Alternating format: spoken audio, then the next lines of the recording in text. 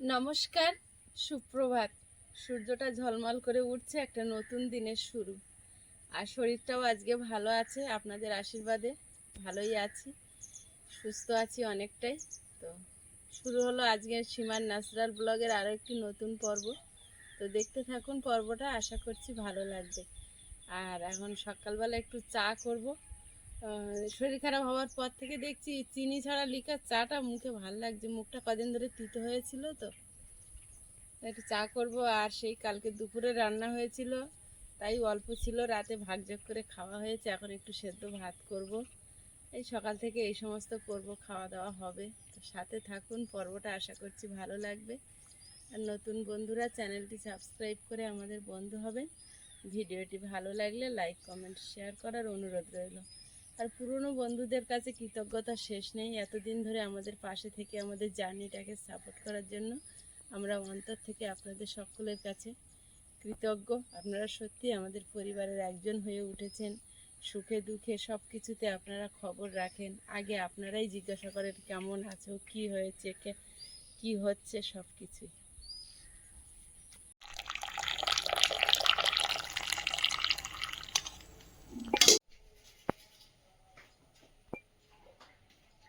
চা একদম ভর্তি।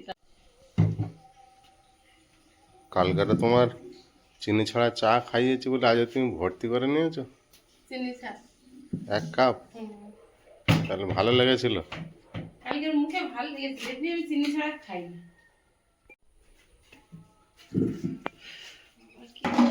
অনেকটা ভালো, কিন্তু খুব গরম হচ্ছে, সকালে বৃষ্টি আসবে না। হটলেক থেকে মিনু দিদি ভাই কতক্ষণ কথা বলেছে আমার কাছে তোমার জন্য। তারপরে সকালবেলা উঠেই তো কাকিমা ফোন করেছিল দুর্গানগর থেকে, তোমাকে আগে ডাক্তারখানায় নিয়ে যেতে বলেছিল। সবার আগে কাকিমাই ফোন করেছে সকালবেলা, তখন আমি সবে উঠেছি। কি আয়ুষ, তোমাকে কি লাগবে?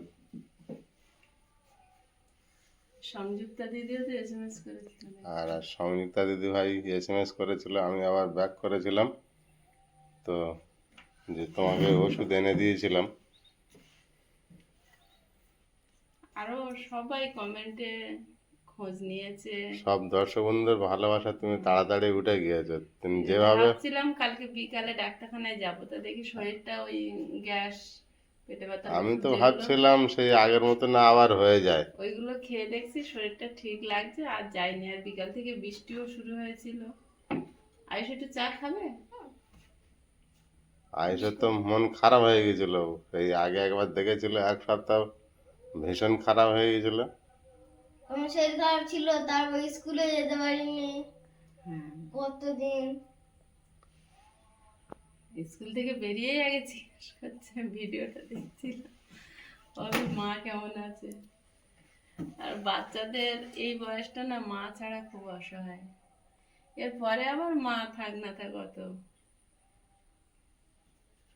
পাহাড়ে একটু চালিতেও না, খুব সবার কাছে আমরা কৃতজ্ঞ, আমাদেরকে এত ভালোবেসে আমাদেরকে খোঁজ নেওয়ার জন্য আর আমাদের পাশে থাকার জন্য।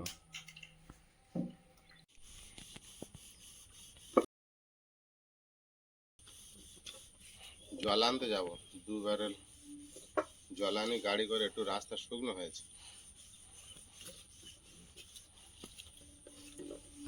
এইদিকে এখন গাড়ি নিয়ে জলটা আনতে যেতে হবে। যারা জল দিয়ে যায় তারা আসছে না। আগের দিনে রাত 9টার সময় আমি নিয়ে এসেছিলাম জল, একটা নিয়ে এসেছিলাম কোনো রকম। চল,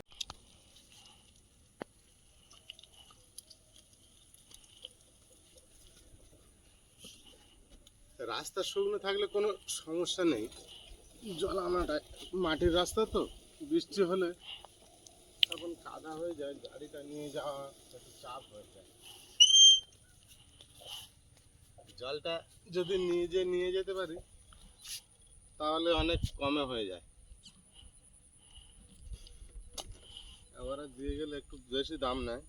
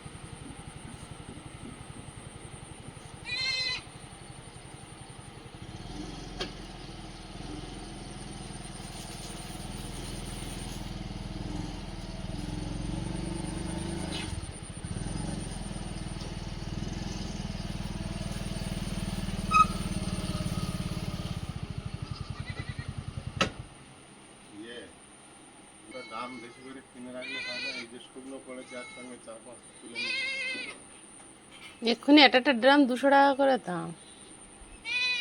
ঘরে জল দিতে আসে না, আবার শুকনো হলে বলে নিয়ে আসতে পারে। ওই 2 ড্রাম করে আনবে আর কি করবে। যখন টানা বৃষ্টি হয় তো কাদা থাকে না, 8 দিন 10 দিন তবে টানা বৃষ্টির দিন আস্তে আস্তে কলের জল খেয়েছিল মনে আছে, আস্তে আস্তে চলে যাচ্ছে টানা বৃষ্টির দিন। সবাই মিলে খেতে হয়েছিল।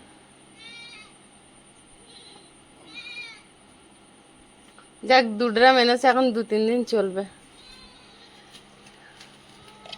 জলওয়ালাটা আমাদের একটু কাদা রাস্তা বলে দিতে চায় না। জিজ্ঞাসা করলাম দাম, ওরকমই দাম চাইলো। এত গরম, সকাল থেকে দিয়েছে।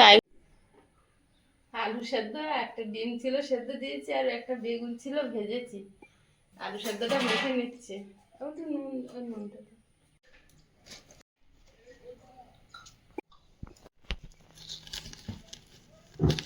হাত রান্না করে সব পুড়ে পুড়ে সব জায়গা পোড়া হয়ে গেছে। সেদিন প্রেশার কুকার লেগেছে, এখানে লেগেছে, কপালে মুখে হনুমান হয়ে যাচ্ছে পুড়ে পুড়ে। মুখের ওই কপালের উপর ভালো দাগ হয়েছে তোমার কিন্তু। সেদিন মাছ ভাজা, পাঙাশ মাছ ভাজ দিকে পাঙাশ মাছ সব বিলিয়ে দাও এবার।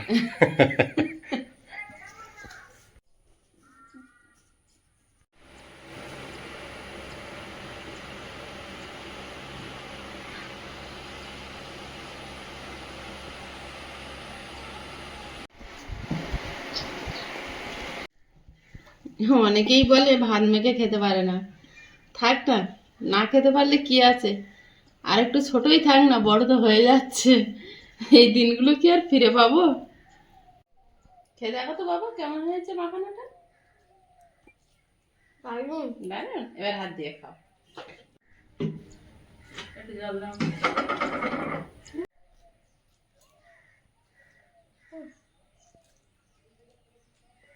এখানে কি করছো? ও এবারে ইয়েতে বেঁধে দিই। সকাল থেকে ঘাসে কুয়াশা ছিল বলে, কুয়াশাওয়ালা ঘাস খেলে গলা ফুলবে বলে বাঁধি না। এখানে খাও।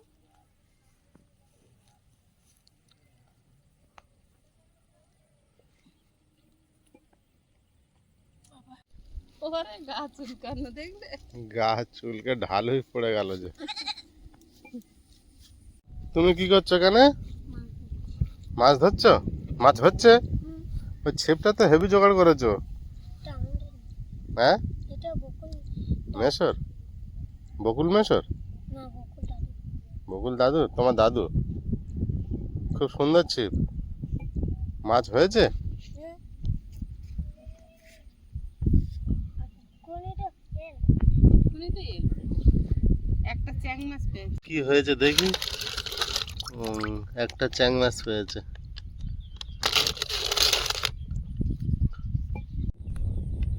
হয় দেখো ছুটে ছুটে চলে এসেছে। কি খবর? তাই ভেবে দাও। এসো এসো এসো।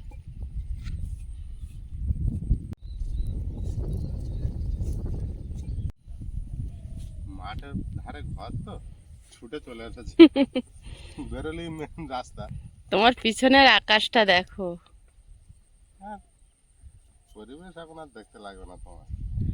একদম একদম পেঁজা তুলোর মতো মেঘ, আকাশে বাতাসে জানান দিচ্ছে মা এসে গেছে, দেবী পক্ষের সূচনা হয়ে গেছে।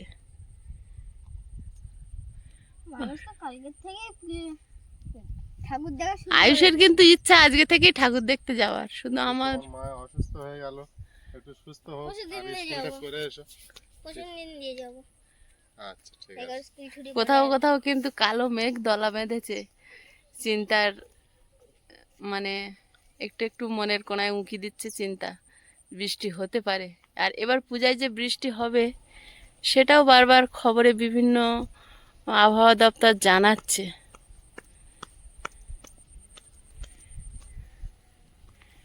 মনের কোণ থেকে একেবারেই কিন্তু ওই চিন্তাটা মুছে দেওয়া যাচ্ছে না। 4 দিনের 5 দিনের যে আনন্দটা এখন একটু এগিয়ে গেছে, এখন পঞ্চমী বা চতুর্থী থেকেই তৃতীয়া থেকেই মানুষ ঠাকুর দেখতে শুরু করে দেয়। বিভিন্ন প্যান্ডেলগুলো যেহেতু দশমীর পর আর রাখে না, বিসর্জন হয়ে যায়, তাই আগের থেকেই যতটা দেখে নেওয়া যায় আর কি। চলো আয়েশকে দিয়ে এসো।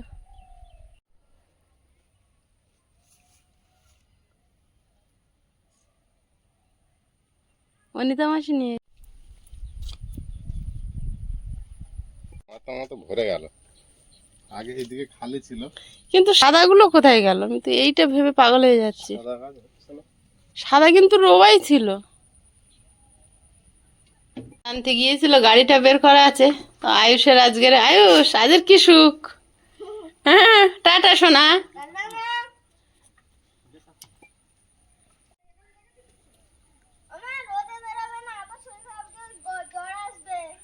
তাহলে আর পুজোয় যাওয়া হবে না, তাই না?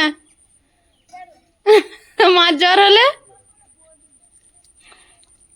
আচ্ছা রোদে বেরোবো না।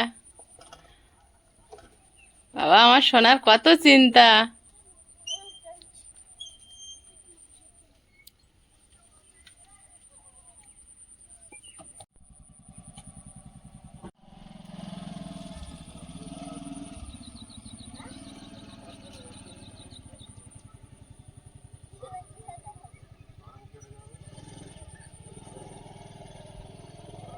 গাড়ি গরম হয়ে গেছে। এখন যাচ্ছি ও বাড়িতে, কারেন্ট চেক করতে এসছে। তো আগে দুবার, আমরা তো থাকি না, কিন্তু আন্দাজে একটা থাউকে বিল করে দিয়ে যাচ্ছে অনেক টাকা করে। তো এবারে মলিদের বলেছিলাম, ওরা ফোন করেছে, আর সে বাবা তো বেরিয়ে গেছে, তখন আমি যাচ্ছি।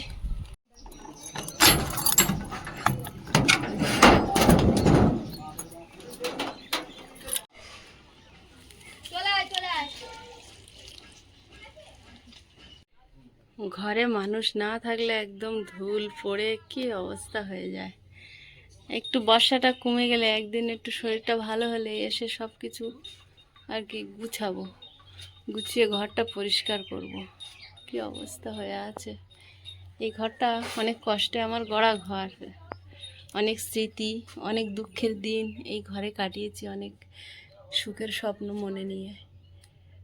আর সিংহাসনটা নিয়ে যাওয়ার দিন গুনছি। আবার ভাবছি ঘরটা রাব ঢালাই দিয়ে নিয়ে গেলে সিংহাসনটা নাড়াচাড়া করতে হতো না, বা যদি একটু প্লাস্টারটা দেওয়ালটা করে নিয়ে, মানে যেটুকুনি জায়গা সিংহাসন থাকবে, তাহলে আর সরাতে হতো না, আমাদের পক্ষে একটু সুবিধা হতো। অনেক কিছু ভাবছি, শুধু বর্ষার জন্য আটকে আছি।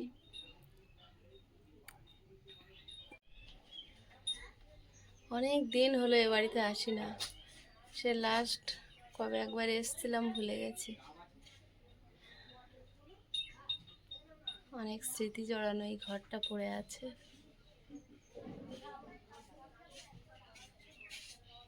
এবার তালা মেরে চলে যাব।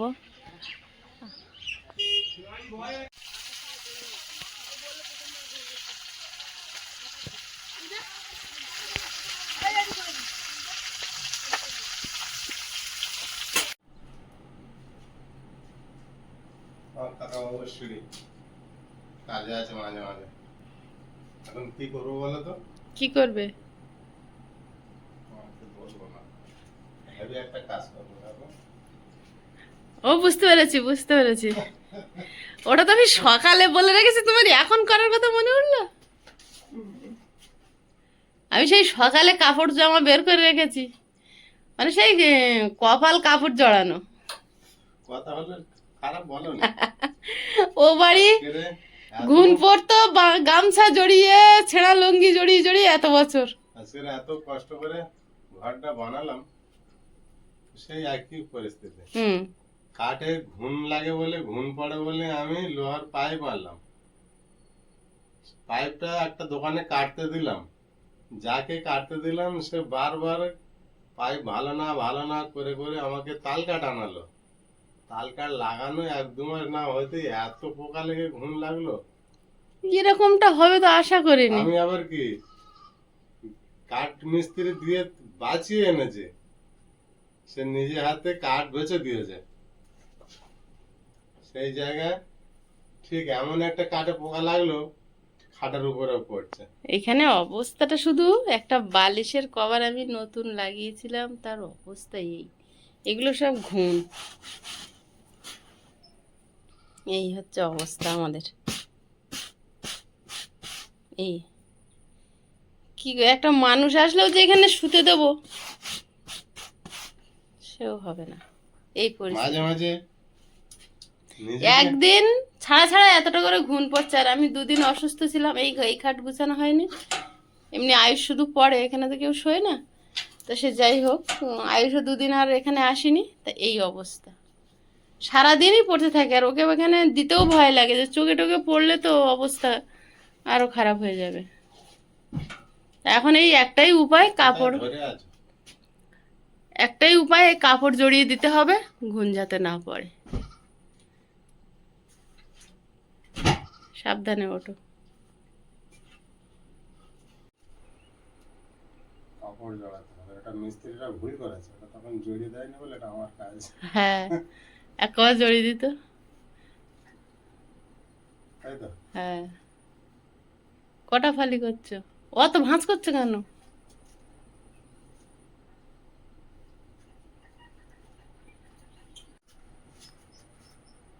ভালো করে শোনা,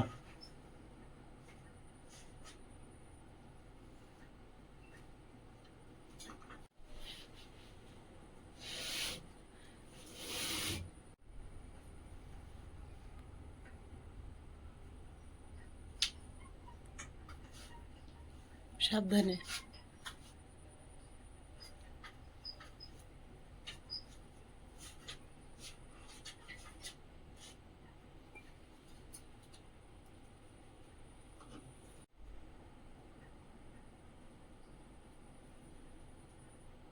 সমস্যা পিছন ছাড়বে।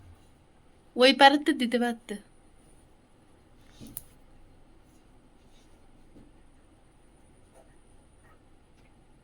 এখান থেকে নাহলে দেখা যাচ্ছে ওইটুকু জায়গাতেই পড়ছে আবার। পড়বে?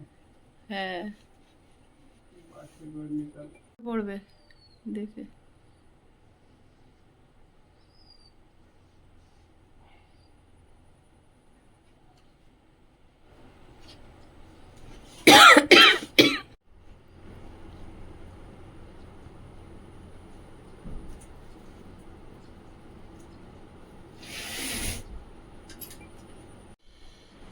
অ্যাডভেস্টারের গরম কি? বিরাট গরম। বিরাট গরম অ্যাডভেস্টারে। এই পোকা লাগার জন্যই মানুষ এত ধার দেনা করে ছাদ দিচ্ছে এখন, বুঝলে? যেখানেই যাবে তো সমস্যার শেষ নেই। আমরা বেশি খরচা না হওয়ার ভয়তে এই কাজ করলাম, যাতে না বেশি দেনায় পড়তে হয়। সেই পিছন ছাড়লো না খারাপ জিনিসটা।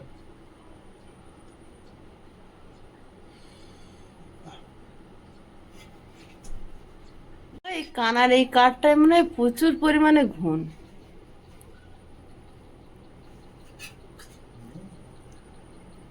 খুলে ফেলে দিয়ে না ছাদ দেওয়া পর্যন্ত তোমার শান্তি নেই। কপালে থাকলে হবে।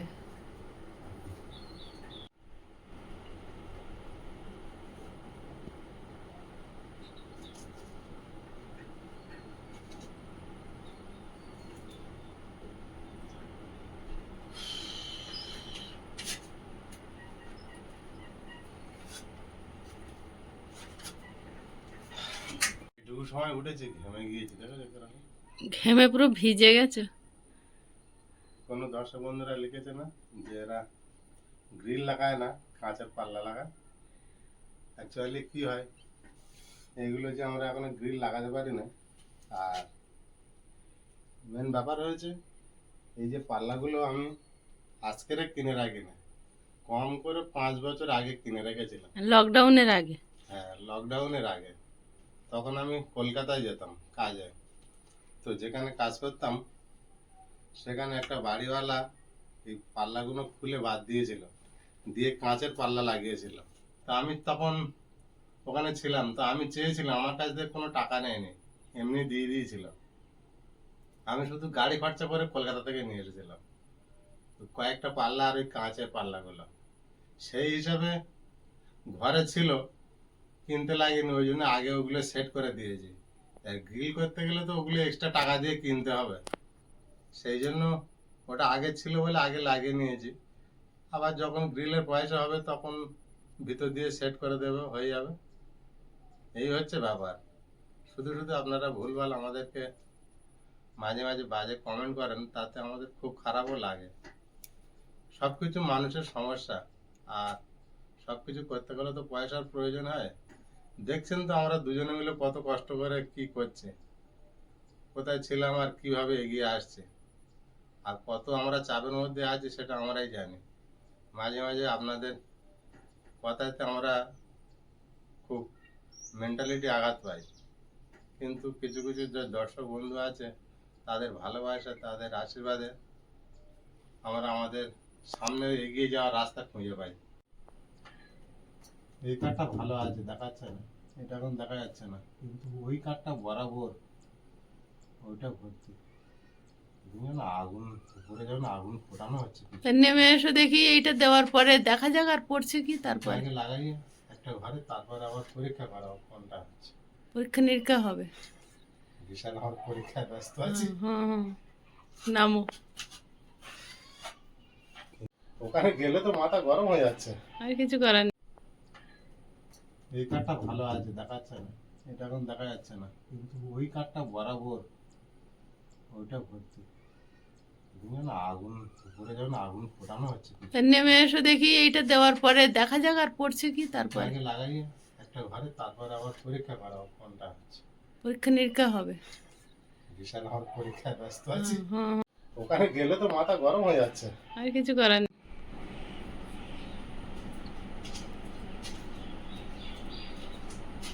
এবারে ওই সিঁড়িতে আর হবে না, এবার বড় সিঁড়ি। আর মানে উপরে তো ওই সিঁড়ি তো খাটের উপরে দিয়ে যাওয়া হচ্ছিল, এবারে বড় সিঁড়ির দরকার। হ্যাঁ, এটা দেয়ালের গায়ে ঠেকিয়ে দিলে, তাই হাত বাড়াবাড়ি করতে হবে, বুঝলে?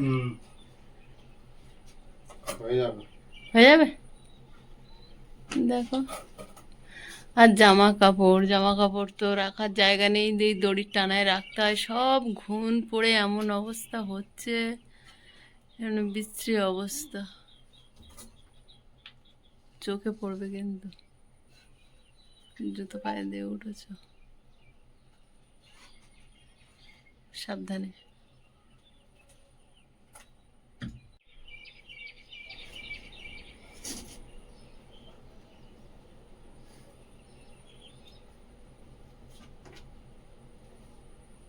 এরকম কতদিন কপালে আছে নাকি? হ্যাঁ, কি হবে উন্নত বলো? কি পোকা আছে যে কাঠে এরকম করে খাচ্ছে? কি মানুষের থেকে উন্নত, কাঠ খেয়ে অনেক গুণ উন্নত। কাঠ খাচ্ছে, বোঝা যাচ্ছে। কাঠ খেয়ে যাবে। কি অবস্থা! দাও আরেকটু দাও, জল তো হয়ে যাচ্ছে।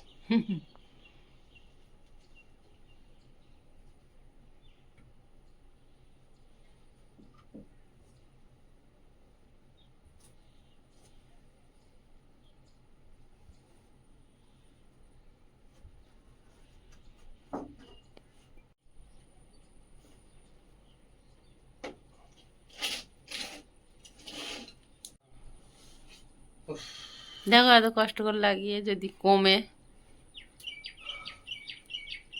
বললাম না, যেটা সমস্যা কমাতে গেলে হাত ফেলা ছাড়া আর কোনো গতি নেই। আর এই জন্য গরিব মানুষ কোনো রকম কষ্ট করে খাট কি ভেঙেছে, খাট কি করে দিলে? কিছু একটা ভেঙেছে মনে হচ্ছে।